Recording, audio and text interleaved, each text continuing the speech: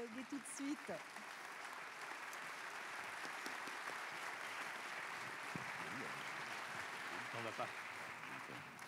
Après l'instant magique, on va faire beaucoup d'allers-retours, vous allez voir, pendant ces 2 jours.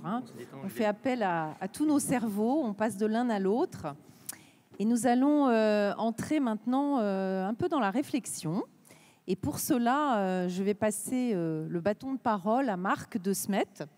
Alors, je suis très contente d'accueillir Marc De Smet, qui est un collègue, un ami, un confrère. Marc est journaliste, écrivain. Il a fait de nombreux essais, mais surtout, Marc est un grand chevronné de la méditation. Marc, depuis, je disais hier 40 ans, mais c'est peut-être 50 ans que tu médites. 50. Mai 68. 68, voilà, c'était un bon moment, un bon déclencheur aussi pour commencer. Et Marc, tu as côtoyé beaucoup de grands maîtres. Je citerai Deshimaru, avec lequel tu as passé 11 ans à suivre ses enseignements. Voilà. Et à l'éditer, oui, à devenir à la fois son élève, son éditeur et son ami. Voilà, ami, éditeur. Je crois que tu as eu tout un compagnonnage comme ça avec beaucoup de maîtres de sagesse. Tu as beaucoup écrit aussi sur la sagesse du zen, en nous redonnant, à nous qui avons si souvent besoin d'être nourris par les images, ces paroles incisives, fortes que le zen nous donne. Et puis Marc est un grand éditeur aussi, disons-le. Voilà, je disais confrère, tu as porté la revue Clé pendant de nombreuses années. Je suis sûre que pour certains d'entre vous, c'était une vraie nourriture à la fois spirituelle et humaine. Et puis tu édites des livres chez Albin Michel. En particulier, oui, la collection Spiritualité vivante et Espace libre, entre autres. Voilà. Voilà. Donc, je vous laisse avec Marc qui va vous présenter ses invités. Vous retrouvez Steve Shehan et nous allons continuer à dialoguer. Et tout à l'heure, vous aurez bien sûr la parole. Donc, pensez à toutes vos questions. Elles seront les bienvenues. Marc, je te confie ça. Merci. À tout de suite. Bonjour. Alors, pendant qu'on termine l'installation, je voulais dire quelques mots parce que ce que disait John Kabat-Zinn tout à l'heure et ce que disait le texte qu'a lu Marion Cotillard hier soir, magnifique texte de Thich Nhat Hanh sur la respiration, m'ont fait penser justement à une métaphore que racontait mon maître zen Taizen Deshimaru, qui est une métaphore orientale, c'était pas lui qui l'avait inventée, et qui comparait la méditation à une montagne. C'est-à-dire que quand nous nous mettons en état de méditation, que nous arrêtons de courir, que nous arrêtons de nous préoccuper, que nous nous concentrons le dos droit sur notre souffle profond. Et dans le zen, on se concentre en particulier, parce que c'est un petit détail qui a son importance, sur une expiration profonde qui va dans ce que les Japonais appellent le hara ou le Kikai Tanden, l'océan de l'énergie, et que les scientifiques d'aujourd'hui appellent notre 3e cerveau, en dessous du nombril. Et quand on se met comme ça en méditation, il comparait cela à une montagne.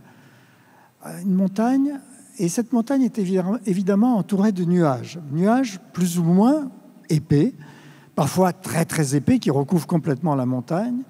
Et ces nuages sont toutes nos pensées, nos images, nos émotions, tout ce qui nous préoccupe, tout ce qui nous agite sans arrêt. Et c'est là présent, certes, mais heureusement, il y a le vent. Et le vent pousse les nuages et fragmente les nuages et fait apparaître le ciel bleu. Et ce vent, c'est le vent de notre respiration. Et j'ai toujours trouvé cette image très, très forte, très simple, parce que ça décrit exactement le processus de ce qui se passe et peut se passer à l'intérieur de toute méditation. Voilà. Sinon, on parlait de questions tout à l'heure. Jean-Gérard Bloch nous a posé, à nous les intervenants, quelques questions du style, alors nous tournerons autour de ça, pourrait-on dire, est-ce que nous aurions toujours médité ? Eh bien oui, je pense que l'être humain, depuis qu'il est pensant quelque part, je pense que la recherche de sens a toujours existé dans l'humanité, et puis que même en Occident, depuis Socrate, qui reprenait cette phrase du temple de Delphes,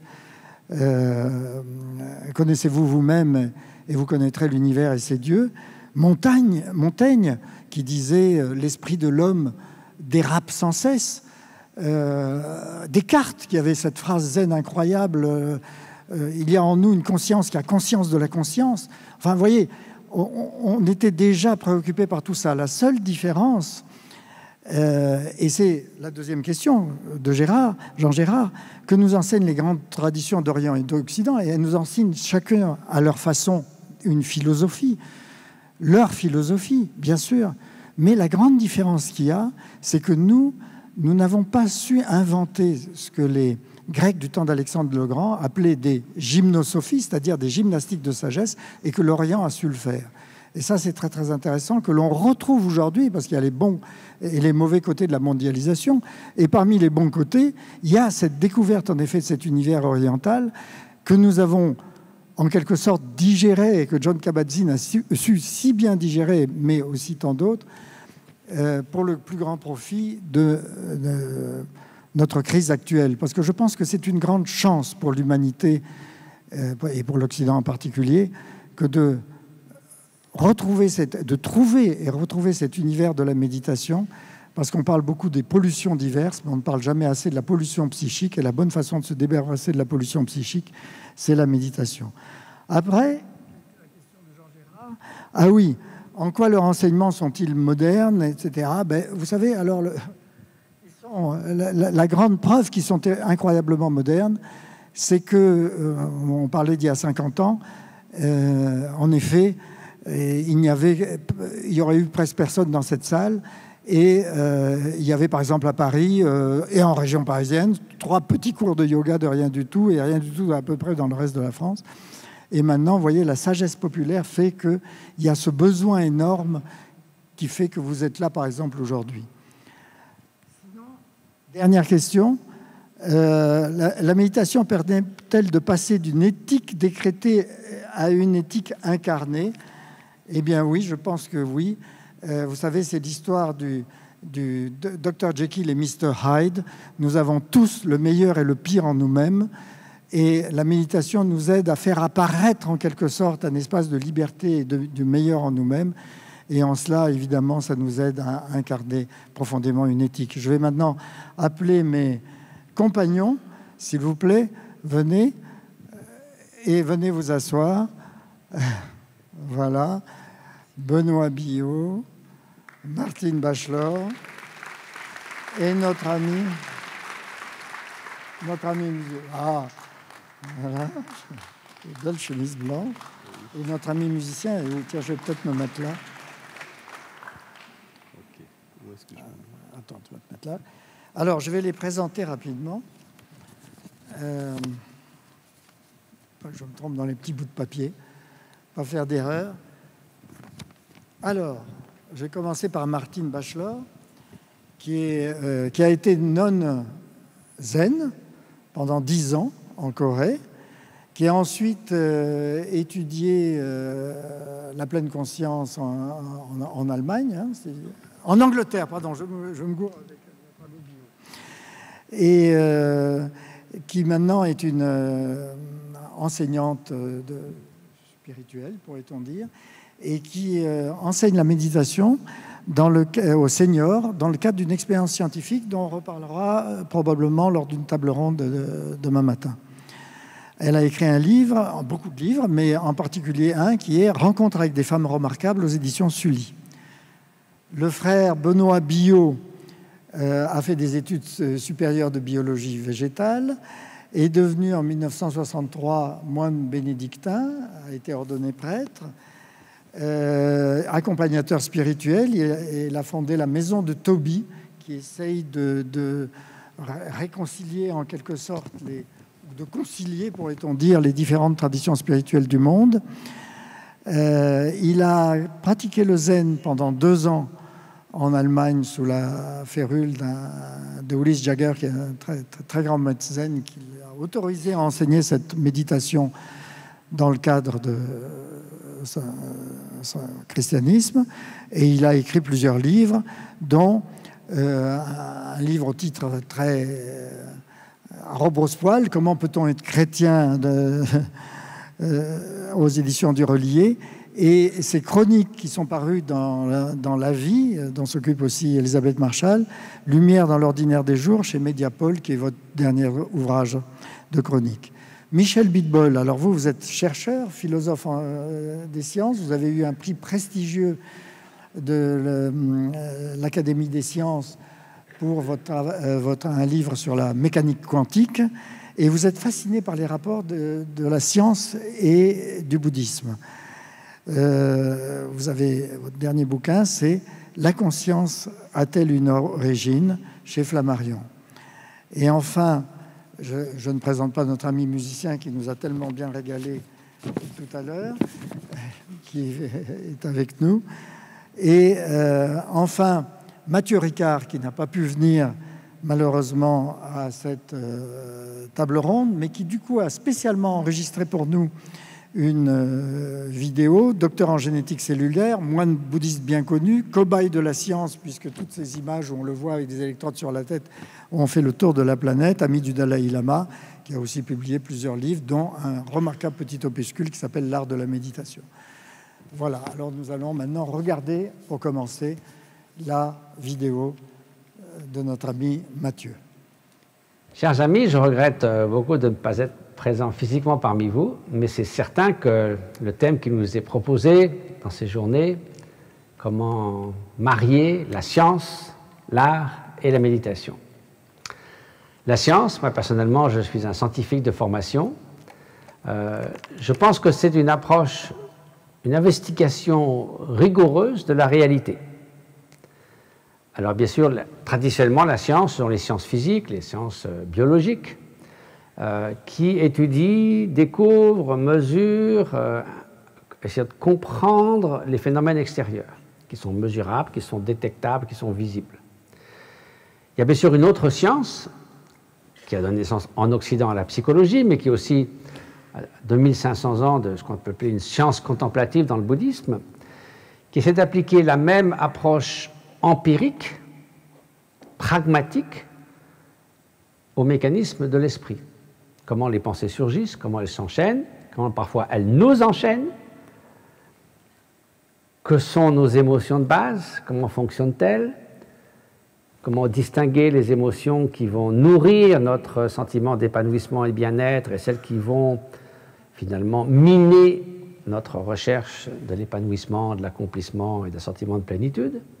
Il y a toute une science des mécanismes mentaux qui est aussi rigoureuse à certains points de vue, parce qu'on peut émettre des hypothèses et si elles ne sont pas vérifiées, on abandonne l'approche, en quelque sorte, qui nous faisait essayer d'une certaine façon d'atteindre un état d'esprit plus optimal pour pallier à nos différents types de souffrances et pour nous épanouir dans l'existence. Et c'est nécessairement empirique et pragmatique, parce que si ça ne marche pas, à quoi bon perdre son temps pour cultiver certaines qualités qui vont augmenter notre stress, notre jalousie, notre colère et finalement nos tourments. Donc, d'un certain point de vue, c'est une approche pragmatique des mécanismes du bonheur et de la souffrance. Donc, la science s'applique aux mécanismes du bonheur et de la souffrance, donc à ce qu'on appelle la méditation. Parce que finalement, la méditation, selon les racines sanskrites et tibétaines, enfin, les mots sanskrits et tibétains, ça veut dire, d'une part, cultiver. Donc, cultiver des qualités qui sont présentes potentiellement en nous, comme d'apprendre à lire, à écrire, à jouer aux échecs, à faire du sport, à jouer du piano, ou à être plus altruiste, plus attentif, avoir une plus grande liberté intérieure et à rassembler toutes les qualités humaines et à les développer qui contribuent à ce qu'on peut appeler un état de plénitude ou de bien-être. Oui. Et donc de rassembler toutes les qualités qui permettent de nous épanouir dans l'existence. Donc ça, c'est cultiver des qualités. Il y a une autre approche, c'est de se familiariser avec une nouvelle manière d'être, à savoir la façon dont on traduit les circonstances extérieures, favorables ou adverses, en bien-être ou en mal-être. On peut se trouver dans un petit paradis, être complètement déprimé et détruit à l'intérieur, ou faire face à des circonstances adverses et conserver sa joie de vivre, son courage, sa détermination, le sens de l'existence. Donc ça aussi, c'est quelque chose qui s'entraîne. La résilience, par exemple, s'entraîne. Et c'est une science, parce que ça répond à des règles Et on ne fait pas n'importe quoi. Il y a des choses qui doivent être accomplies, d'autres qui doivent être évitées, si on veut s'épanouir dans l'existence. Et ce n'est pas simplement parce qu'on le souhaite. Donc voilà, donc, nous avons un côté scientifique, un côté de méditation et d'entraînement de l'esprit, de familiarisation avec une nouvelle manière d'être. Et qu'est-ce que l'art a à voir dans tout ça? Eh bien, c'est très intéressant que l'art, finalement, bon, ça évoque évidemment la notion de créativité. Or, des études en neurosciences, notamment faites par Scott Barry Kaufman, un neuroscientifique américain, ont montré que la faculté de faire attention à quelque chose, c'est-à-dire de focaliser entièrement notre attention sur quelque chose, activait des réseaux neuronaux très différents de ceux qui sont activés quand on est dans un état d'esprit créatif. L'esprit créatif, c'est plutôt, par exemple, quand on se promène en forêt, on n'est pas distrait nécessairement, mais on a l'esprit simplement ouvert, disponible, ou quand on se réveille tôt le matin, on n'est pas encore totalement engagé sur une tâche particulière, et souvent des idées, des décisions, on fait des rapprochements, ou bien sur le plan artistique, quelque chose nous vient. Et ça, c'est très intéressant parce que c'est finalement, ça procède d'activation des aires du cerveau qui sont très différentes et qui sont en compétition. C'est-à-dire qu'on ne peut pas être à la fois entièrement focalisé sur quelque chose et dans un état d'esprit très créatif. Donc ça, je pense, des répercussions intéressantes quand on s'intéresse à l'art. Et alors, du point de vue du monde dans lequel je viens et où je vis, le monde du bouddhisme tibétain, l'art n'est pas destiné à enflammer les émotions, comme ça peut être le cas, je sais pas, de la musique notamment contemporaine, ou bien de certaines formes artistiques qui visent à nous exalter dans les émotions, mais au contraire, à nous libérer des émotions négatives, comme l'animosité, la jalousie, l'attachement, et à libérer notre esprit de toutes ces émotions qui nous perturbent et qui obscurcissent notre esprit. Donc on parle d'un art sacré qui est intégré au chemin spirituel qui va de la confusion mentale à la connaissance et de l'asservissement aux causes de la souffrance, ou l'addiction même aux causes de la souffrance, à la libération des causes de la souffrance.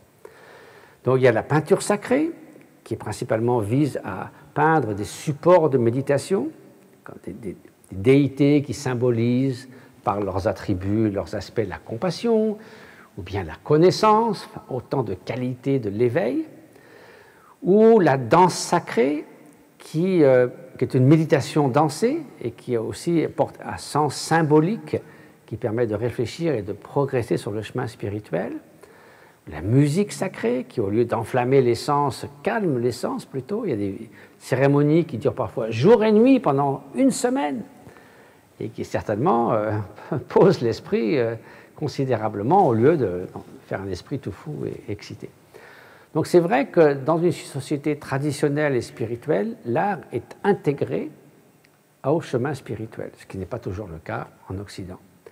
Personnellement, je ne sais pas si on peut dire que je suis un artiste dans la mesure où je suis un photographe. Alors on m'a souvent demandé si la photographie était pour moi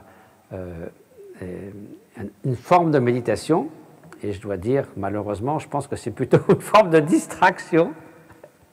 Et il m'est arrivé de faire un livre, notamment de photos, qui s'appelle « Le voyage immobile », où j'étais pendant 1 an dans un ermitage face à l'Himalaya.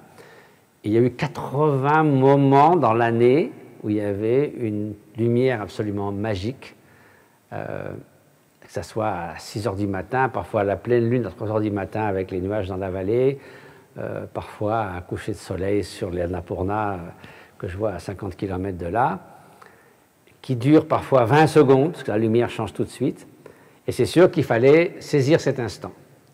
Et comme Henri Cartier-Bresson disait, les photographies me prennent, c'est pas moi qui prends des photos. Donc on est pris par la beauté de l'instant. Et c'est une forme de création, bien sûr, parce qu'on doit rendre le mieux possible la beauté de ce qu'on a vu. Mais ceci dit, pour celui qui est censé être en méditation, c'est un petit peu une distraction. Heureusement, ça ne se produit pas très souvent. Et ces moments magiques, s'ils viennent une fois par semaine ou tous les 15 jours, on peut accepter ce genre de perturbation mineure. Donc ça, c'était une petite parenthèse en ce qui me concerne, relation à ce côté un petit peu artistique qu'est la photo et la méditation. Donc voilà quelques considérations, mais je pense qu'on peut facilement et de façon extrêmement fertile allier une démarche scientifique qui implique une rigueur intellectuelle, c'est-à-dire ne pas accepter n'importe quoi, à une démarche méditative qui vise principalement à devenir un meilleur être humain et aussi à contribuer à partager la beauté intérieure des êtres humains, par exemple par le portrait, en ce qui me concerne pour la photographie, et l'émerveillement devant la nature et l'harmonie, la beauté de cette nature que nous avons tant besoin de protéger. Donc de cette façon, l'art peut être au service d'une inspiration qui va nous mener à prendre conscience que nous n'avons qu'une seule planète, que c'est bien le moment de la protéger, et que nous sommes 7 milliards d'êtres humains, que nous avons une humanité commune, que ce n'est plus le temps des despotes, des tyrans, de ceux qui tiennent le pouvoir par la religion, la dictature ou autre forme d'influence sur les autres, mais que c'est la voix de 7 milliards d'êtres humains qui doit être entendue. Donc tout cela fait que finalement, devenir un meilleur être humain, c'est aussi la meilleure façon de se mettre au service d'autrui. Et donc, nous pouvons ainsi allier la compréhension des mécanismes du changement de l'environnement de notre planète par la science, inspirée par l'art qui nous fait apprécier la beauté de l'être fondamental de l'être humain, des autres espèces et de la nature, et de la méditation qui nous fait intégrer tout cela et nous le fait amener toute cette compréhension et ces qualités intérieures à leur point optimal, de sorte qu'ensuite, cette intégration se traduise par une action au service d'autrui. Donc, se transformer soi-même pour mieux transformer le monde et mieux se mettre au service des autres, ça me semble être une bonne manière d'allier science, art et méditation.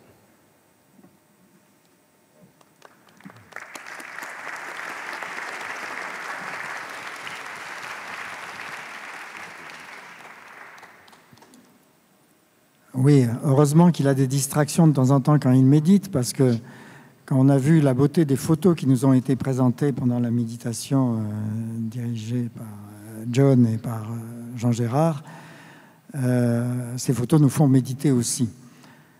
Bon, alors, Michel, à l'attaque. Voilà. Écoutez, donc ma tâche aujourd'hui, c'est de vous montrer une relation entre deux disciplines, la phénoménologie et la méditation. Ça semble étrange parce que la phénoménologie, c'est une discipline philosophique, donc une de ces disciplines qui sont réputées un petit peu discursives, un petit peu bavardes. Et d'ailleurs, la phénoménologie porte ça dans son nom, avec ces deux mots grecs, logos, le discours, la parole, et phénomène, l'apparition, l'apparaître. Ou même, comme on le dit très justement, phénomène, ça porte en soi l'étymologie de phos, la lumière. Et puis, d'un autre côté, donc la méditation. Mais la phénoménologie, il faut le comprendre, n'est pas seulement une discipline philosophique. C'est aussi une discipline qui présuppose une pratique, une attitude, un changement intérieur. Et c'est en cela que je pense que la phénoménologie est une tradition de sagesse occidentale, pas très ancienne, mais tout de même extrêmement importante. C'est pourquoi aussi je pense que la phénoménologie est le meilleur pont possible, ou l'un des meilleurs ponts possibles, entre le discours sur l'être qui est typique de la recherche de l'Occident et l'ouverture à l'être qui est typique de la recherche de l'Asie. Alors, comme le disait Francisco Varela, la phénoménologie est un style de pensée introduit par Husserl en Occident. Un style, c'est ça qui est important. Un style au sens presque littéraire, mais aussi un style d'être, un mode de vie, un mode de s'ouvrir. Et donc ce style-là, ce style de pensée mais aussi d'être, a été inauguré par un philosophe allemand qui s'appelle Edmund Husserl, qui a eu une lignée entière de successeurs, d'abord en Allemagne, vers le haut de la diapo, et puis en France, puisque nous sommes en France, c'est vraiment très important de connaître nos grands phénoménologues, qui sont très, très célèbres en vérité, comme Jean-Paul Sartre, Maurice Merleau-Ponty ou Emmanuel Lévinas. Alors, qu'est-ce exactement? Alors, je vois qu'il y a quelque chose qui manque, là, c'est pas grave. La phénoménologie, selon Francisco Varela, c'est un retour au monde tel qu'il est éprouvé dans son immédiateté sentie. Un retour, parce qu'on est parti très loin, on est parti aller chercher notre vérité devant nous, mais elle n'était pas loin. Il suffit de savoir revenir pour la ressaisir. Merleau-Ponty, dont nous ne voyons pas la citation, je ne sais pas pourquoi, eh bien, disait que la différence entre la phénoménologie et la science, c'est que la phénoménologie s'intéresse au paysage de l'expérience, alors que la science s'intéresse à établir une carte de l'expérience. C'est ça la différence, être dans le paysage, plonger dedans en l'explorant, ou être en train de s'extraire du paysage pour en dresser le plan. Alors, bon, bien sûr, là, vous ne voyez pas non plus les définitions des deux mots cruciaux. Mais, alors, le mot crucial, c'est très bien en fait, il suffit d'un mot ou de deux mots et ça suffit à clarifier l'ensemble. Le mot et la pratique essentielle de la phénoménologie, c'est un mot grec, donc l'époké. Époké, un mot qui a été employé il y a très très longtemps, il y a environ 2500 ans, par les sceptiques grecs, comme Pyrrhon, qui était d'ailleurs, comme vous le savez peut-être, très influencé par l'Inde et par le bouddhisme, par leur voyage dans l'Inde. Tiens, c'est formidable, il y a eu une apparition. Et puis, donc, par le stoïcisme également. L'époké, on le traduit en général par arrêt, suspension des jugements. Mais ça ne veut pas dire qu'on élimine les jugements, qu'on élimine les pensées, pas du tout. On les laisse être comme elles sont, et on ne les traite plus que comme elles sont, c'est-à-dire comme des pensées, comme des jugements. On cesse de s'y accrocher pour être avec elles. Je ne dirais même pas pour les regarder, parce que ça voudrait encore dire qu'on s'en distancie. Non, on est avec elles. Mais ce mot époké est exactement de la même signification que le mot sanskrit nirodha, qui se traduit également par arrêt, suspension, etc., et que l'on trouve dans les Yoga Sutras et dans la troisième noble vérité du bouddhisme. Alors ça, c'est vraiment très important, comme je vous le disais, l'arrêt des jugements ne signifie pas élimination des jugements, mais plonger dedans, à côté d'eux, en eux.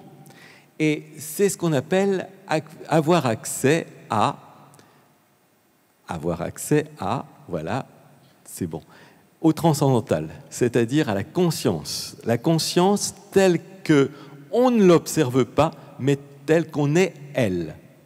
Alors, bien sûr, j'ai mis exprès le mot transcendantal qui semble complètement obscur et absconce pour vous dire qu'en vérité, il s'agit de quelque chose d'extraordinairement familier, tellement familier qu'on peut à peine le dire. Transcender, c'est un mot qui habituellement veut dire excéder l'expérience ordinaire. Ça veut dire au-delà de ce qui apparaît, aller chercher la cause cachée des phénomènes. Ça peut être les quarks, mais ça peut être aussi Dieu comme créateur, etc. C'est au-delà, c'est loin. Transcendantal, c'est le contraire. C'est la chose qui est trop près pour que nous puissions même la voir. Et la meilleure caractérisation possible du transcendantal a été donnée dans la Brihad Aranyaka Upanishad, 800 ans avant notre ère. Qui c'est il? En général, le sujet de la proposition, c'est le Brahman, mais ça n'a aucune importance, c'est mieux que le Brahman. Le Brahman, c'est encore un nom. Il n'est jamais vu, mais il est le voyant. Il n'est jamais connu, mais il est le connaissant. C'est cela, la conscience transcendantale, dont parle Husserl en particulier. Bien sûr, là, cette insistance sur la conscience, cette suspension des jugements sur le monde vous fait penser immédiatement à une famille de doctrines qu'on appelle en Occident l'idéalisme. Et ça vous rapproche, cet idéalisme, d'une doctrine bouddhiste très connue qui s'appelle le Chittamatra, ou conscience comme mesure de toute chose, ou esprit seulement. Et vous voyez le rapprochement ici. J'ai cité Husserl d'un côté et Shantarakshita, un bouddhiste indien, de l'autre côté. Il n'y a pas de nature, dit Husserl, sauf dans la mesure où elle est constituée dans un processus orienté de la conscience. Et de l'autre côté, vous avez Shantarakshita qui dit « Les choses extérieures n'existent pas. Il n'y a rien d'autre que l'esprit apparaissant de diverses manières. » Alors là, vous pourriez vous dire, mais c'est une doctrine de l'existence de l'esprit et pas de la matière. Mais c'est encore dualiste de dire ça. L'esprit, mais pas la matière. Mais ce n'est pas ce que veulent dire ni Husserl, ni Chantarakshita. Par exemple, Husserl dit « L'idéalisme, ce n'est pas une construction métaphysique. Ça ne veut pas dire que c'est l'esprit seulement qui existe et pas la matière. Mais c'est la seule vérité possible et absolue d'un soi se recueillant sur son propre faire. » Si on ouvre les yeux sur notre propre condition, c'est ce qu'on trouve. On ne trouve pas des tables, des chaises et des haut-parleurs. On trouve l'expérience des tables, des chaises et des haut-parleurs. Et c'est normal qu'on parte de là, parce que c'est là notre sol ferme. Et puis, donc, l'idéalisme, cet idéalisme dont parle Husserl, ce n'est donc pas une construction métaphysique, donc, mais la seule vérité possible et absolue d'un soi se recueillant sur son propre faire. Chantarakshita dit exactement la même chose. Le pouvoir de l'intelligence, donc en particulier celui des spéculations métaphysiques, a ses limites. Dans certains cas, nous devons suivre le chemin du voir, c'est-à-dire le silence intérieur et le constat. Cet idéalisme-là n'est pas un discours, cet idéalisme-là, c'est le constat du point de départ absolu de toute enquête dans la conscience. La phénoménologie, comme je vous le disais, avant tout, d'abord, en tout cas en tant que condition première, une pratique spirituelle. Edmund Husserl le disait très bien, la phénoménologie implique une auto-transformation qui peut être comparée à une conversion religieuse. Ou encore son disciple, Eugen Fink. Le fondement d'une philosophie, c'est le commencement du philosophe. Il faut que le philosophe recommence sa vie, qu'il voit enfin quelle est la véritable base de sa vie pour pouvoir faire de la philosophie. Il ne pourrait pas la faire comme une simple discipline de discours et de logique. Et c'est ce que Husserl a parfaitement reconnu. En 1924, donc ce grand créateur de la phénoménologie a reçu un livre, c'était les sutras bouddhistes, le canon Pali. Et on lui a dit, regardez, lisez ça, et si vous pouvez, faites-nous une préface. Et Husserl a lu ça, et il a été littéralement ébloui, car il a reconnu sa propre philosophie qui avait déjà été formulée il y a 2500 ans. Et voilà ce qu'il a dit. Le bouddhisme est sans doute la plus haute fleur de la religiosité indienne. Une religiosité qui regarde purement vers l'intérieur, qui n'est pas transcendante, car elle n'a pas un Dieu créateur, mais transcendantale, car elle a accès, adhésion à ce qui est le plus proche de nous. Le bouddhisme, ajoute-t-il, comporte une méthode de la plus haute dignité pour la purification et la pacification de l'esprit. Une méthode pensée et pratiquée avec une cohérence interne, une énergie et une pureté d'esprit qui n'ont, pour ainsi dire, aucun équivalent. Donc vous voyez, ce créateur de la phénoménologie avait une admiration sans borne pour le bouddhisme qu'il venait de découvrir. Et cela nous dit quel est véritablement le lieu probable de l'union entre l'Occident et l'Asie concernant les grandes sagesses, les grandes traditions de sagesse dont nous parlons ici. Merci beaucoup. C'était...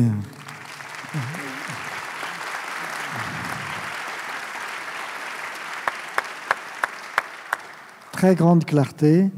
Et je voudrais juste ajouter que Francisco Varela, qui a été cité souvent lors de cet exposé, était en fait la personne, le scientifique, qui a initié, pourrait-on dire, toutes les recherches avec le Dalai Lama, lors de dialogues avec le Dalai Lama, et ensuite toutes les études qui ont suivi et qui ont en particulier, entre autres, impliqué Mathieu Ricard.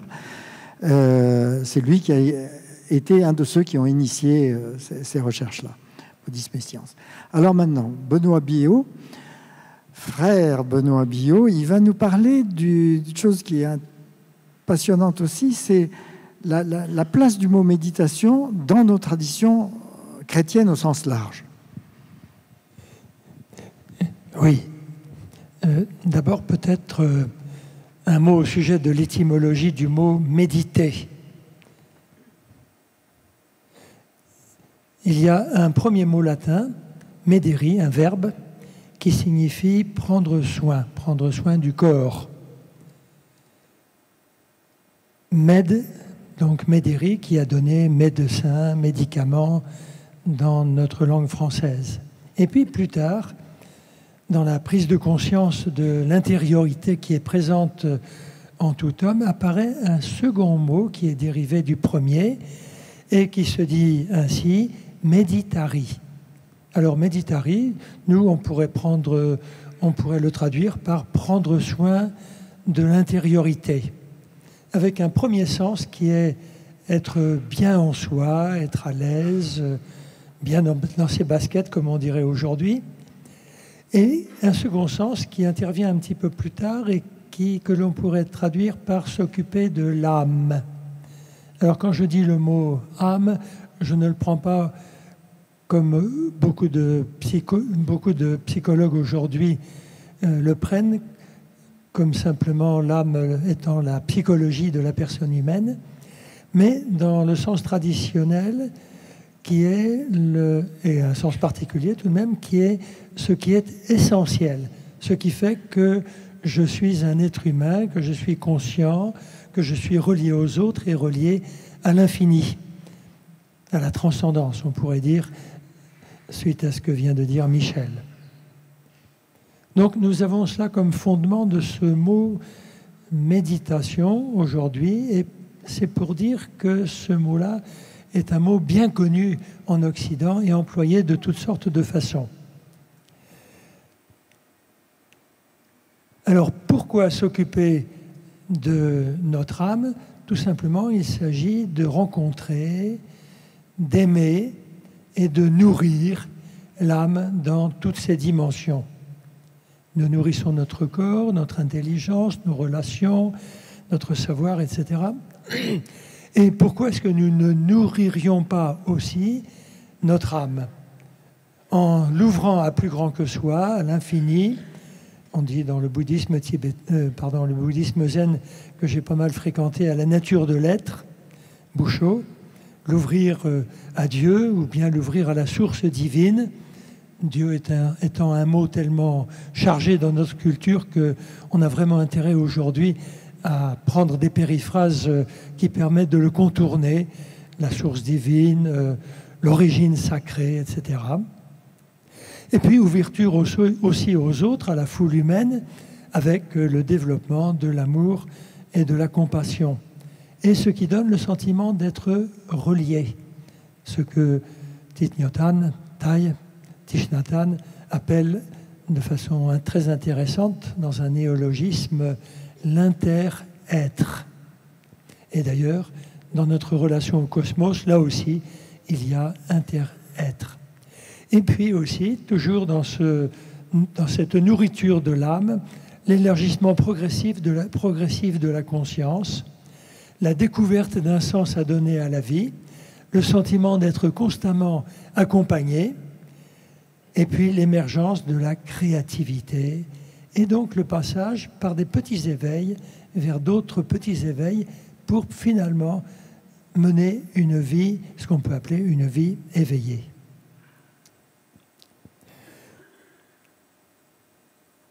Les mises en œuvre de cette méditation dans la tradition chrétienne sont multiples.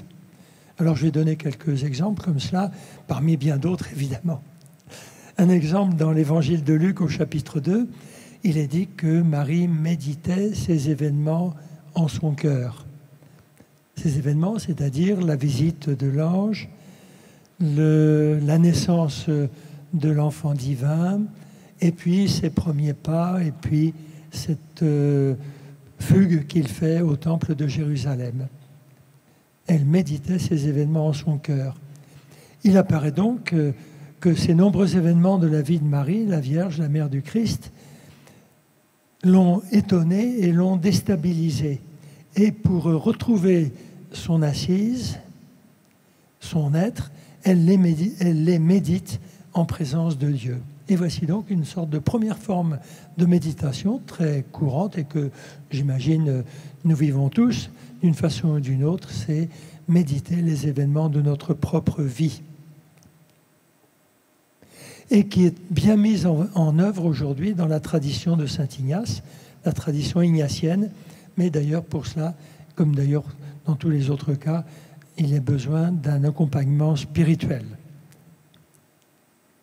Une autre mise en œuvre est celle des pères du désert, ce qu'on appelle les pères du désert d'Égypte, parce qu'après l'édit de 313 par l'empereur Constantin, qui autorisait toutes les religions dans l'Empire romain, très nombreux furent les hommes et les femmes qui sont partis, qui sont partis de chez eux, partis de leur famille, partis de leur travail, et qui se sont installés comme ermites dans les déserts de l'Égypte et de la Palestine.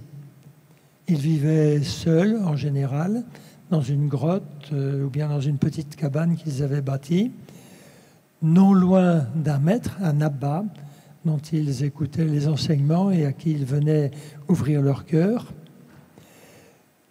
Ils vivaient en tressant cordes ou paniers avec les roseaux des marais, qu'ensuite ils allaient vendre dans les villages. Et ils vivaient surtout la prière continuelle et le combat spirituel. Il y avait donc le travail des mains, un petit peu comme on fait avec le chapelet aujourd'hui, et le travail intérieur, le travail de la prière continuelle. Et cette prière était le plus souvent la répétition sur le souffle d'un mot sacré. Abba, ou bien Père, ou bien mon Dieu, sur l'expiration, ou bien le mot sacré entre tous, Jésus, qu'il disait généralement en araméen, Yoshua, Yoshua. Ou bien cet autre mot araméen que l'on trouve dans l'Apocalypse et qui signifie « Viens Seigneur », Maranatha. Et cela a donné naissance à ce qu'on appelle la tradition hésychaste, qui est une tradition qui perdure toujours, et aussi à la méditation chrétienne telle qu'elle a été initiée par John Maine et par Lawrence Freeman, et qui vient d'installer son centre administratif et son centre de rencontre non loin de Poitiers. Une autre mise en œuvre chez les moines, mais cette fois-ci non plus chez les pères du désert, mais chez les moines qui vivent ensemble, chez les cénobites comme on les appelle, c'est la lectio divina, c'est-à-dire la lecture méditative des textes sacrés, et particulièrement bien sûr de la Bible. Cette lecture qui est héritière de la grande tradition juive. Et dans la règle de Saint Benoît, qui a été écrite au VIe siècle, le mot méditation éveille deux autres mots, mémorisation d'une part, parce qu'il s'agit d'apprendre par cœur, surtout dans cette époque où les gens qui savaient lire et écrire étaient tout de même assez rares. Il s'agissait d'apprendre par cœur des passages de la Bible, et chez certains, il y avait la connaissance mémorielle de tout l'ensemble de la Bible, Premier et Second Testament. Et l'autre mot qui est éveillé, c'est le mot de rumination, c'est-à-dire que la contemplation de nos aimables bovins et ovins qui peuplent nos champs était comme une sorte de symbole qui éveillait justement la pratique de la lectio divina. On ingurgite et on rumine longuement ce que l'on a mangé dans la Bible. Le moine tourne et retourne dans sa mémoire, dans son cœur, le passage biblique qu'il a médité le matin. Tradition qui a été gardée vivante dans tous les monastères, un peu oubliée dans le peuple chrétien, mais qui se répand aujourd'hui dans cet ensemble, dans cette espèce de truc énorme qu'on appelle l'Église catholique. Je parle au nom de l'Église catholique, mais bien entendu, dans les églises protestantes et orthodoxes, il en est de même. Une autre mise en œuvre, c'est celle de Maître Eckhart, entre le XIVe et le XVe siècle, que l'on peut résumer par une de ses paroles. Il faut qu'un homme devienne véritablement pauvre. Il fait une homélie sur les béatitudes et particulièrement sur la première d'entre elles, heureux ceux qui ont un cœur de pauvre. Il faut qu'un homme devienne véritablement pauvre, et celui-là seul a la véritable pauvreté spirituelle. Alors, les trois formules qui viennent juste après sont très importantes. L'homme qui ne veut rien, ne sait rien ne désire rien. C'est-à-dire qu'il apprend à rester assis et tranquille, laissant passer les pensées, calmant ses agitations et ses désirs, et son intériorité, se vidant peu à peu des agitations de son ego, ouvre comme un espace intérieur. Et c'est dans cet espace que peut venir habiter la divinité. Et que l'être humain peut ressentir les impulsions qu'elle lui transmet. Et c'est ainsi que prend place dans la vie ce que Graf Durkheim appelait le maître intérieur. Le maître intérieur qui dialogue avec l'ego, le dirige doucement, sans le violenter, ni vouloir le supprimer, et le met au service du désir divin, le désir avec un grand D, au-delà de tout désir humain. Merci Benoît. Merci Benoît.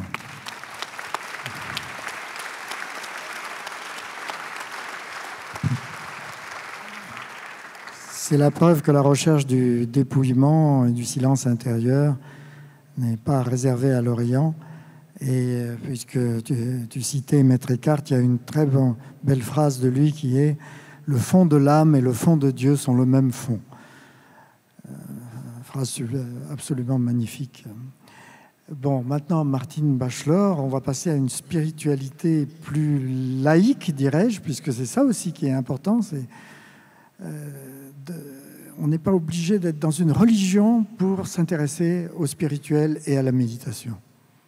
Voilà, alors maintenant, j'aimerais en fait, pour finir cette table ronde, regarder quels sont les principes de la méditation. Alors bien sûr, c'est basé sur la méditation bouddhique, mais en fait, pourquoi la pleine conscience, pourquoi la méditation peut marcher dans les milieux médicaux et tout ça. Et je pense que c'est aussi parce qu'il y a quelque chose qui est très commun, que tout le monde peut faire, et qui aussi va marcher dans un certain sens. Parce que pourquoi faire la méditation si ça ne nous fait rien? Donc je présume qu'on fait la méditation parce que ça fait quelque chose. Alors ce dont je voudrais parler un petit peu, c'est le mécanisme de la méditation et qui peut être appliqué de façon très différente. Et donc ce dont j'aimerais parler maintenant, c'est en fait les deux qualités que nous allons cultiver, pratiquer, développer quand nous méditons. Donc la première qualité va être l'ancrage, la focalisation, la concentration. Et donc hier, Marion Cotillard l'a lu dans la lecture de Thich Nhat Hanh. Il y a aussi Jon Kabat-Zinn qui en a parlé. Et donc on peut prendre un objet comme la respiration, mais on peut prendre le corps, les sons, des phrases de bienveillance, etc. Mais l'important, c'est le fait qu'on va... C'est pas que, comme disait John, la respiration elle-même n'est pas sacrée, le fait est qu'elle est là. Et donc, on va utiliser la respiration comme un ancrage. Donc, ça va être un peu comme l'ancre d'un bateau.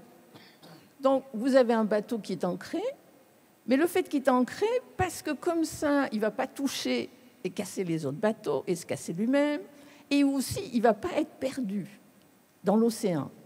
Donc, de la même manière, quand on pratique la méditation, on va revenir, par exemple, à la respiration comme un ancrage. Ce qui veut dire que, comme tout le monde l'a dit un petit peu, ça ne va pas nous arrêter de penser.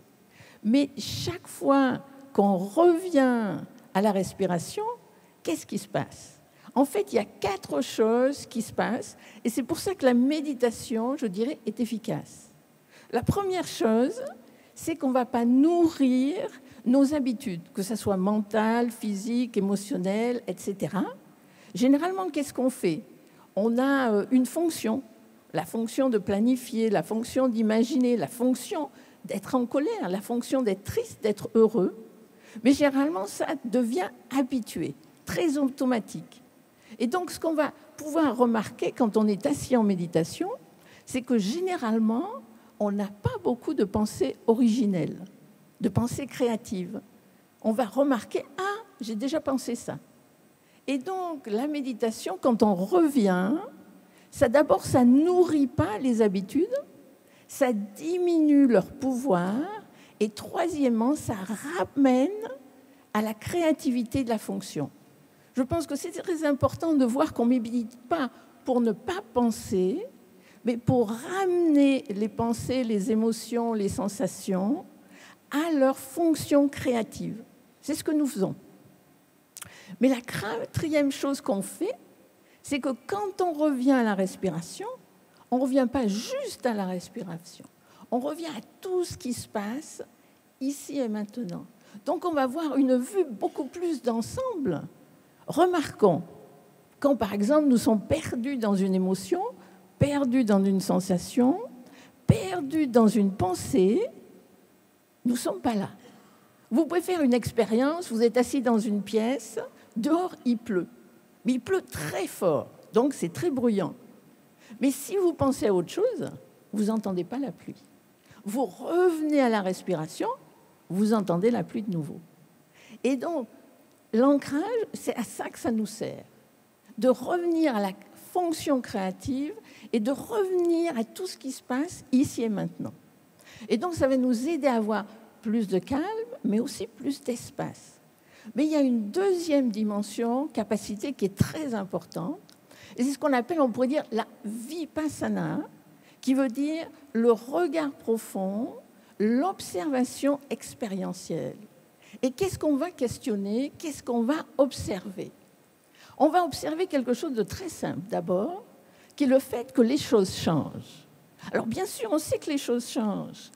Le jour, la nuit, les pensées, etc. Mais est-ce qu'on vit comme les choses changent? Généralement, non. On a un principe de généralisation qui est très utile, qui est une fonction, mais qui devient automatique. Et donc, quelque chose se passe et c'est toujours comme ça. Je ne serai jamais comme ça. Et en plus, on le dit aux autres. Tu es toujours comme ça, tu ne changeras jamais. Ça, en fait, c'est pas bienveillant, je dirais, de se dire « je changerai jamais », tu changeras jamais. Et donc, ce qu'on va essayer de faire quand on médite, c'est de faire l'expérience d'une façon de la granularité, d'une façon micro. Qu'est-ce que je ressens? Donc, je vais aller dans la sensation, mais une bien, c'est, j'espère que vous n'êtes pas allergique et que vous n'avez pas de dermatite, mais disons que vous avez une petite sensation dans la joue. Ça vous gratte beaucoup. Mais vous n'allez pas gratter parce que vous êtes assis en méditation et vous allez à l'intérieur de la sensation.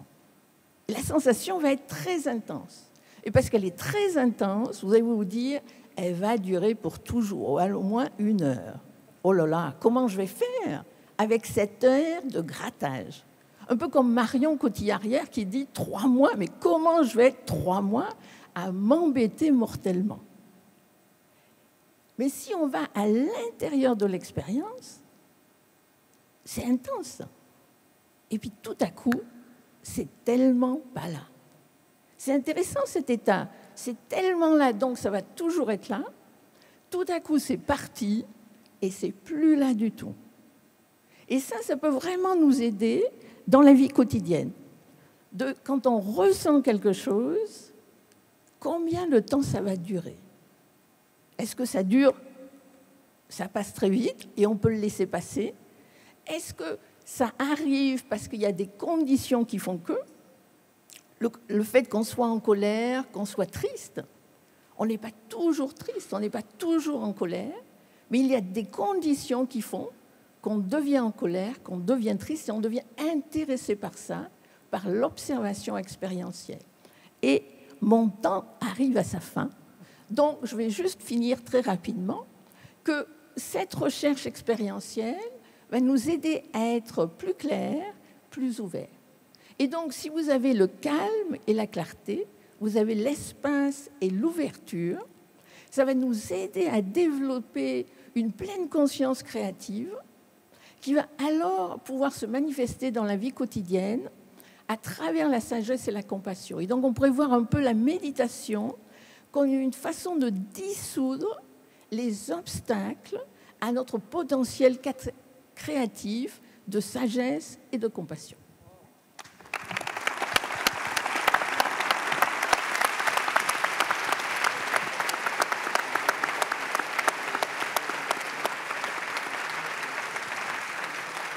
Merci beaucoup, Martine. Oui, j'espère que cette petite table ronde où on se livrera à un exercice difficile, de 10 minutes chacun pour parler de choses aussi riches, comme vous avez pu le constater. Et bravo d'avoir tenu les temps. J'aimerais votre réaction par rapport à tout ça. Wow. Il y a tout. En fait, je n'ai qu'à me servir. Enfin, c'est merveilleux, c'est hyper inspirant.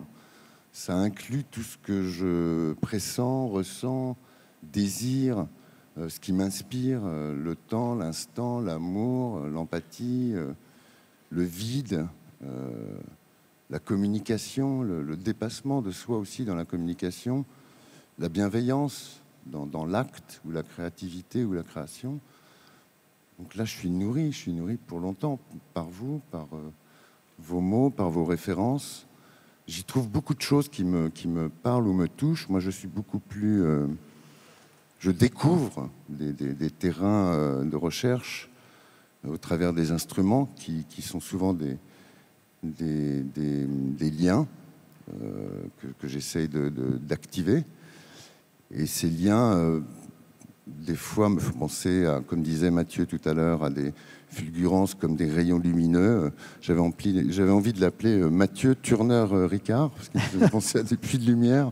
Mais c'est vrai, il y a ce truc chez lui, en plus, qui est tellement éclairé, éclairant. Et dans tout ce que j'entends, je retrouve les éléments qui font qu'on a envie d'être là et de partager, de continuer à créer. Donc vraiment, merci. Merci, c'est très nourrissant. Ça ouvre des portes, ça me donne envie d'approfondir encore des démarches qui peuvent m'aider sûrement, mais aider, j'espère. Et non, je suis très ému. Donc voilà, un peu mes impressions, elles sont fortes, mais je suis très heureux d'être là en tout cas. Merci du fond du cœur. Merci.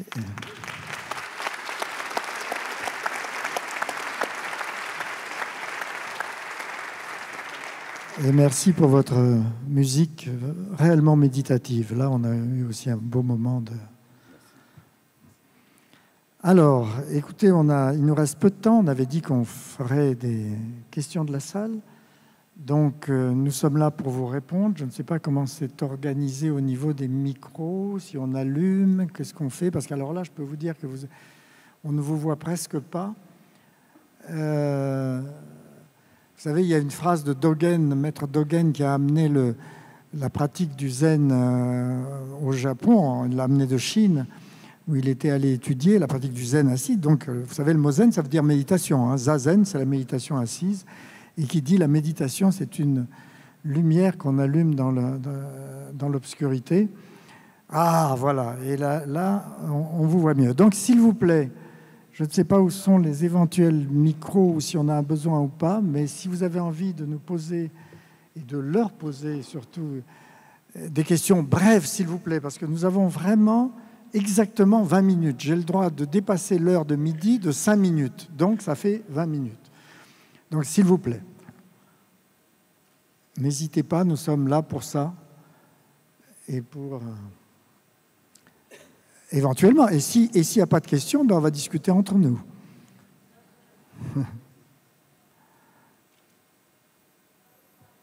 Ah. Attendez, alors là, on n'entend vraiment rien. Ah, s'il vous plaît, il y a 2 micros, chose qu'on ne savait pas, qui sont là et là, juste sur le palier, l'avant-dernier palier. Et si vous voulez venir poser vos questions là, c'est parfait. Voilà, il y en a un là et il y en a un autre là. Excusez-moi, je n'étais pas au courant de ces détails techniques. Alors. I would like to ask to the lady, please,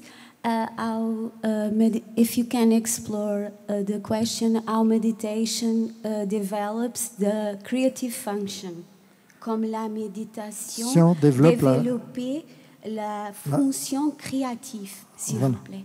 Voilà, merci. Alors, la façon dont je verrai la fonction créative, c'est le fait que quand on parle de créativité, on parle dans un sens, bien sûr, on peut répéter la même chose, mais la créativité, c'est de créer quelque chose, on pourrait presque dire de nouveau ici et maintenant, en répondant à ce qui se passe ici et maintenant. Et donc, je verrai la méditation comme nous aidant à dissoudre le pilote automatique, on pourrait dire. Et comme le pilote automatique disparaît, donc les fonctions peuvent devenir plus créatives, la fonction d'imaginer, de planifier, de réfléchir, d'être heureux, d'être en colère, ça a une fonction aussi.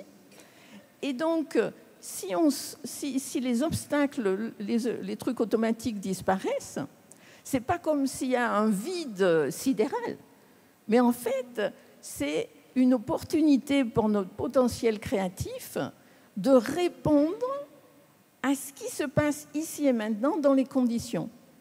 Parce que souvent, qu'est-ce qui se passe? C'est qu'on va réagir par rapport aux choses, par rapport au passé. Et ici, on veut être avec ce qui se passe ici et maintenant. Et je pense qu'une bonne façon de le faire, c'est avec ce que j'appellerais l'écoute méditative. Qu'est-ce qu'on fait quand on écoute quelqu'un? Généralement, on attend qu'il s'arrête pour qu'on puisse dire quelque chose de beaucoup plus intéressant. Ou soit on le regarde dans le bon sens, mais on pense à autre chose, et donc quand il nous demande quelque chose, on ne sait pas du tout ce qu'il a dit. Ou on réagit, on amplifie, ça ne va pas aider. Mais si on écoute totalement la personne ici et maintenant, quand la personne s'arrête, on va répondre d'une façon créative qui souvent va nous surprendre parce que ça va être tellement approprié ici et maintenant.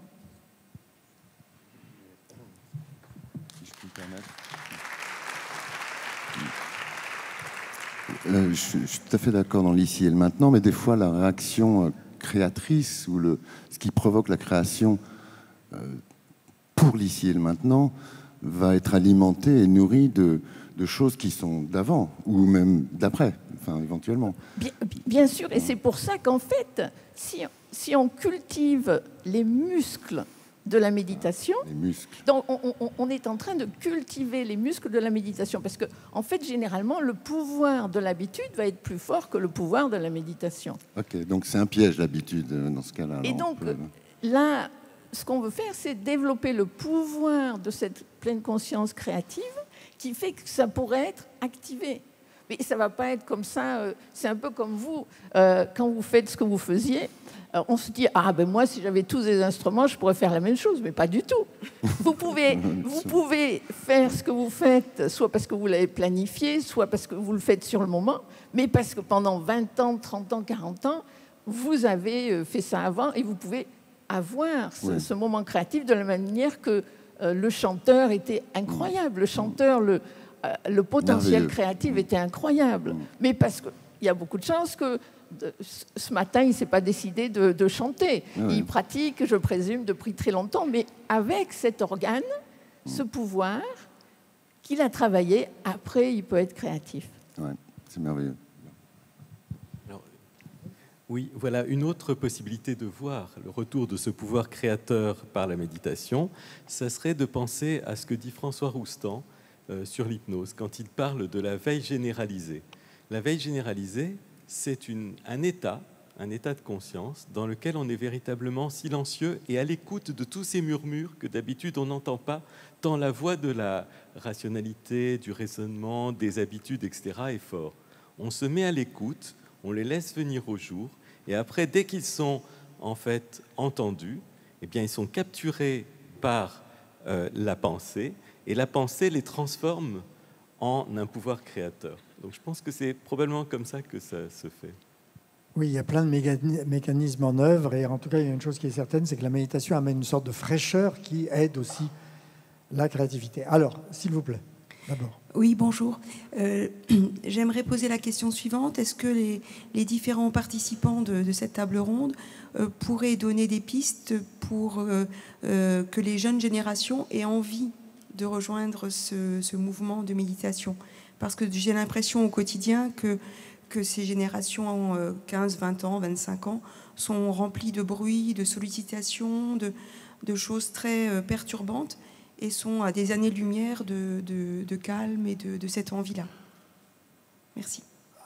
En tout cas, il y a une chose qui est certaine, c'est qu'il y a tout un développement, merci pour votre question, actuellement, et quelqu'un comme Frédéric Lenoir s'en occupe beaucoup actuellement, aussi bien au niveau des instances officielles que dans les écoles, etc., de développer en fait des techniques de méditation, mais qui ne disent pas leur nom, en quelque sorte, alliées à une sorte de réflexion philosophique, dès le plus jeune âge à l'école. Et ça marche très, très, très, très bien. C'est-à-dire que les enfants, en fait, qui sont tellement tendus, si on leur propose en fait des jeux à base de silence et de respiration, des choses comme ça, on dit par exemple que les enfants ont énormément de maux de ventre du fait de leur tension et de tout ce que vous dites là au niveau des rythmes frénétiques. Mais le fait qu'ils sentent qu'ils peuvent réussir eux-mêmes à se calmer eux-mêmes, fait qu'ils sont plutôt preneurs de ce genre d'histoire. Et j'ai beaucoup d'exemples dans ce style-là. Donc, Moi, ce que j'aimerais dire, c'est en fait qu'il faut faire attention que les tranches d'âge vont être intéressées par différentes choses. Et je pense que la tranche d'âge de 18, 25 à 30 ans sera plus intéressée par des apps. Et il faut voir qu'il y a des apps en Angleterre pour apprendre la méditation. Je pense qu'il commence à en avoir en France aussi, où les gens vont en fait, avec leur téléphone, avoir tout un système qui va faire qu'ils vont méditer. Et je pense que moi, je connais pas mal de jeunes gens qui, en fait, font la méditation avec des apps et après qui viennent à des retraites. Alors, merci. Une autre question. Oui, moi j'ai une question qui concerne l'attente. Parce que sans attente, je ne me mets pas à la méditation, mais j'ai bien compris qu'il ne fallait pas d'attente. Et donc, j'aimerais bien vous entendre sur cette gestion de l'attente du pratiquant. Merci. Merci à vous. Vous voulez donc dire sur les bienfaits qu'on peut tirer de la méditation. C'est ça que vous voulez dire? Oui, en fait, c'est à la fois pourquoi je le fais, si je ne dois pas avoir d'attente, et quand je le fais, ce que je ne dois pas attendre. J'aimerais bien y répondre. Merci. J'aimerais bien y répondre rapidement. Oui. Et après, alors, c'est vrai, quand on fait la méditation, il y a une différence entre ce qu'on appellerait l'aspiration, l'inspiration et une attente spécifique. Si je suis inspirée, on ne fait pas la méditation parce qu'on ne va pas faire du golf, alors on va faire la méditation. Pourquoi pas? Mais on fait la méditation parce qu'on est inspiré par quelque chose. Soit on veut développer la sagesse, la compassion, la clarté, quel que soit.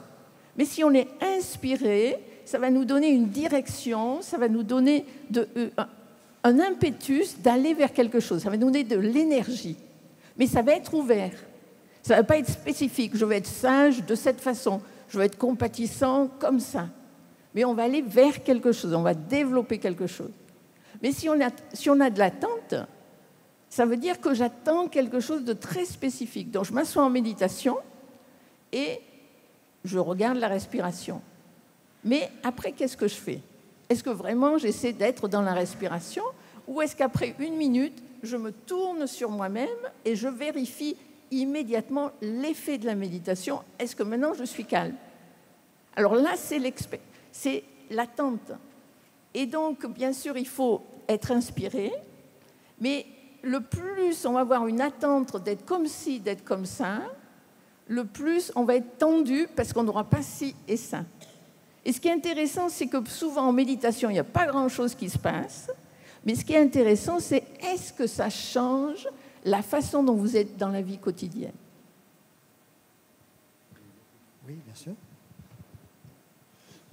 Avec Steve Brudet, le chanteur avec qui nous exécutâmes quelques morceaux, enfin un morceau tout à l'heure, nous nous mettons justement en position de méditation, de communication, sans attendre vraiment quelque chose, mais on prend le risque sans filet, si vous voulez, d'être dans l'ultra-concentration, l'ultra-communication quelque part sensorielle, et sans attendre, on prend des risques. Et je dois avouer que c'est très nourrissant, c'est très excitant, c'est très, ça peut être des duos au piano, des leaders, cette ultra-concentration est très nourrissante. Je dois avouer que c'est quelque chose de très enrichissant. Donc on n'est pas obligé d'être dans l'attente, mais dans le moment même, il y a une puissance et une exaltation qui est assez illuminante. Merci. Oui. Allez-y, s'il vous plaît. Je voulais justement parler du chanteur qui m'a émerveillée et émue. Et je voulais vous demander la nature des chants et comment, par rapport à la musique, il improvise ou enfin, vous venez d'évoquer déjà quelque chose. Voilà. Celui-là, oui.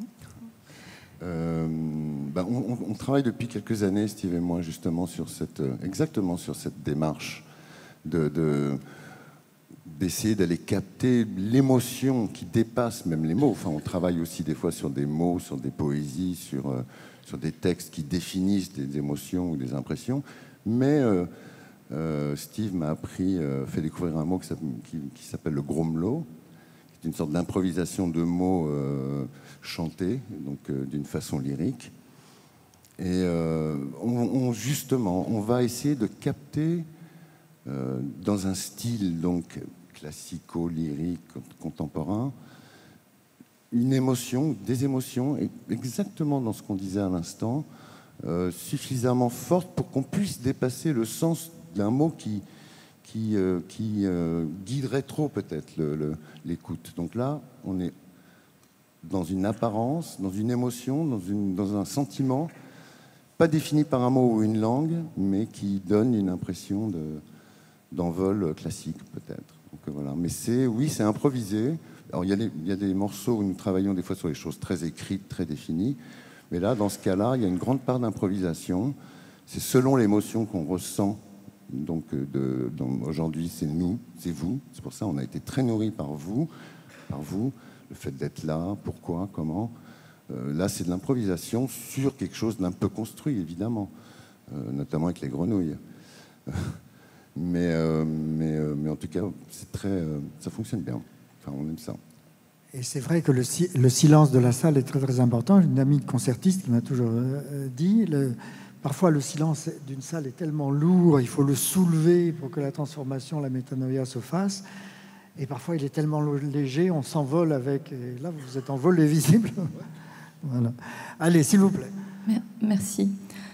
J'ai une question par rapport au mot énergie et à la pratique de la méditation, c'est-à-dire comment la méditation consciemment permet de canaliser, d'attirer à soi, d'aspirer à soi des énergies spirituelles subtiles qui vont nous transformer justement à travers cette notion de transcendance que vous aviez évoquée. Et le mot énergie peut avoir différentes dimensions dans une pratique intérieure. Et je voudrais savoir quelle place vous lui donnez. Merci. Je vais passer la parole à Benoît en particulier, mais vous êtes aussi là dans l'attente. C'est-à-dire que, en fait, la méditation, c'est un acte, c'est une création. Et il faut se jeter complètement dans la méditation. Oui, ça fait 25 ans que je médite, et notamment le Vipassana. Et par rapport à une pratique énergétique du cœur, justement, je me demande quels sont les liens. D'accord. Alors, Benoît. Oui, il y a une sorte d'énergie qui traverse, qui balaye le cosmos, la Terre et chaque personne humaine et chaque réalité. Elle vient d'ailleurs. Alors on ne sait pas d'où, même si toutes les traditions religieuses reconnaissent qu'elles viennent de la transcendance, de l'infini. Dans notre langage, on dirait de Dieu. Dans la tradition chrétienne, on l'appelle, comme les Juifs l'appellent, la Ruach, le souffle. Alors, pneuma en grec et spiritus, l'esprit en français, enfin dans nos langues latines. Et cette énergie-là, elle est à disposition. Et c'est lorsque je ne suis pas enfermé sur mon propre faire, sur la propre organisation de mon existence, ce que je vais faire tout à l'heure, ce que j'ai fait hier. C'est lorsque je suis dans dans l'ouverture tranquille à ce qui peut arriver, ce qui va arriver, que à ce moment-là, je deviens récepteur de cette énergie qui a divers noms suivant les traditions et qui inspire la vie. Tout à l'heure, Martine parlait de l'inspiration et l'aspiration. Elle inspire et elle permet d'aspirer. Donc il y a quelque chose de profondément créatif, créateur dans cette énergie qui, lorsqu'elle est accueillie par quelqu'un, engendre chez cette personne une vie créative, disons. Oui, tout à fait. J'avais mon cher maître Zen qui disait, de toute façon, il ne faut pas trop penser sur tout ça. Les bienfaits, en quelque sorte, les transformations de la méditation arrivent, il disait, automatiquement, inconsciemment, naturellement. Il y a quelque chose comme ça qui vous nourrit profondément et d'une manière relativement simple. En fait, une façon dont on pourrait voir cette question, c'est à quoi on utilise notre énergie. Par exemple, si on a beaucoup de pensées, on va beaucoup utiliser cette énergie. Peut-être que demain, les scientifiques en parleront. Parce que si on utilise toute cette énergie dans le cerveau pour penser, etc., si on a moins de pensées, mais des pensées plus créatives, dans un sens, on aura plus d'énergie pour faire autre chose. De la même manière, si on met toutes ces énergies à essayer de se protéger soi-même, d'être un peu limité sur soi-même, les énergies ne vont pas aller vers les autres. Mais si on commence un peu à dissoudre un peu cet égoïsme qu'on peut avoir, il y aura beaucoup plus d'énergie pour les autres. Et donc, on pourrait voir l'énergie de différentes manières. Et aussi, bien sûr, dans la tradition Vipassana dont vous parlez, vraiment là, il y a une pleine conscience de l'énergie du corps qui est un peu différente. Mais c'est comme chaque tradition va avoir un petit peu quelque chose de particulier, qui est particulier, bien sûr, à cette tradition.